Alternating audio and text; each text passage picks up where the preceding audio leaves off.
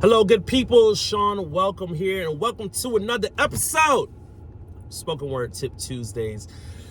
Today, I want to talk about best strategies for ending a spoken word poem, right? I'm talking about that last, 10 to 15 seconds. What should I be considering or thinking about to really make this landing, ending, just end well, right? And some of that's subjective, but I'm just gonna offer what I think is helpful to consider or to think about, right? But first, we have to acknowledge that bad endings are bad.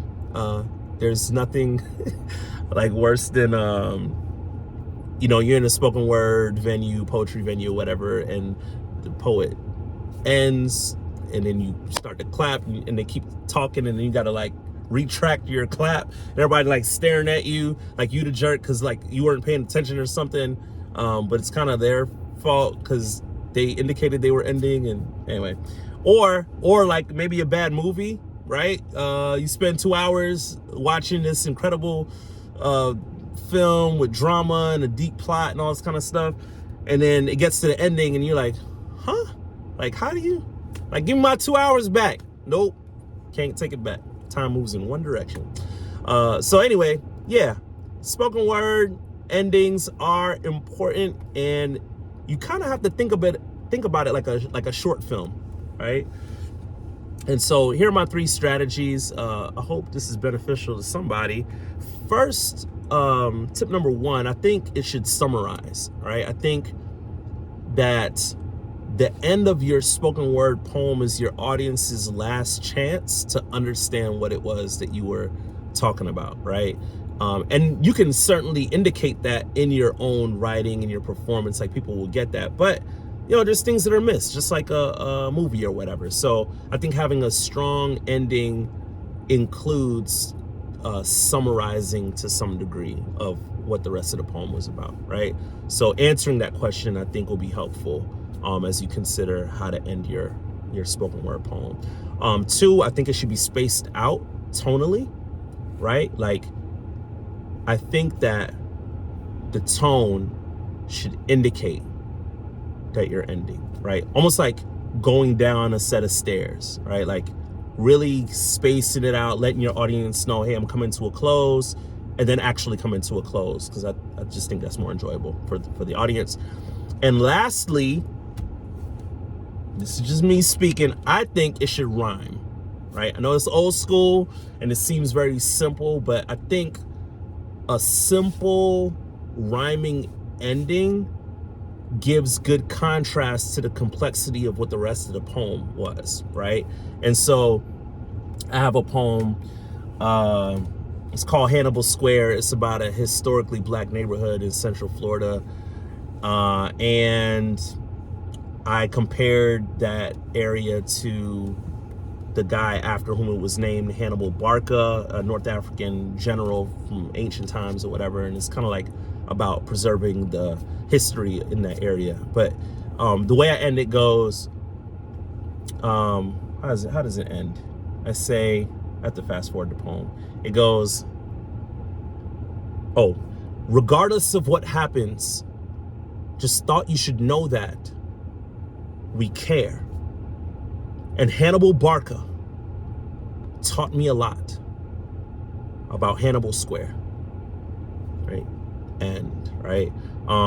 There's another poem I have called Orange Blossoms, where I talk about a young lady who was sex trafficked for 7 years and ended up getting out of that situation. And, I kind of articulate the pain and the triumph and the victory and the tragedy, just that tension of it all. But the way I end that poem goes, I'm proud of you, Kim, and all of you other survivors. Rusted shackles break loose at the smell of citrus. The power declare freedom in every state in honor of all of our state flowers, right? And because Florida is where our state flower is, orange blossoms and whatever, but it makes sense. But I think tonally it should be kind of space, but it also should have some sort of rhyme element to it. just because it simplifies the complexity of the poem. And even if you think about like gymnasts, right? And I don't know a whole lot about Olympics, but you know, Simone Biles is like a beast, right? She does all these flips and all these, you know, twists and turns and everything like that. But what are the judges looking for, right? They're looking for the landing, right? That's what gets like the points, at least my understanding of it. Or like a diver, you know, they're you know, jumping up on the board, and they you know, 30 feet in the air or however high, you know, high they are. They do all these flips and, you know, I can't talk, flips and twists, and then they dive into the water, and they're judged based on how big of a splash or less, how uncontrolled or controlled of a splash they make, right? They're looking to see how high the water comes up after they dive in, and the less of a splash they make, the higher or points they get. And so I think it really says something about intentionality. Like, can you do all that you do, but is it controlled? Is it executed well?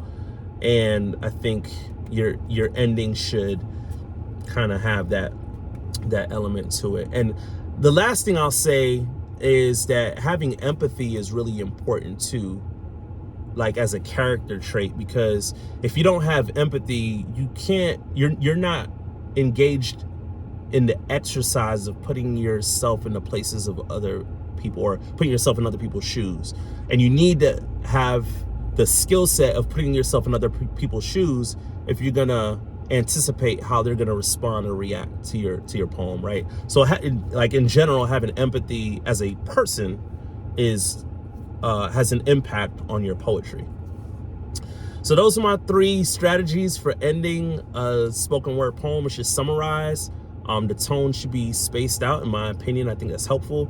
And then the literary device of rhyming, I think, is a strong tool for simplifying your ending so that it gives contrast to the rest of the poem. All right. Hope y'all enjoyed, and I'll see y'all next Tuesday. Till then, peace, love, and poetry.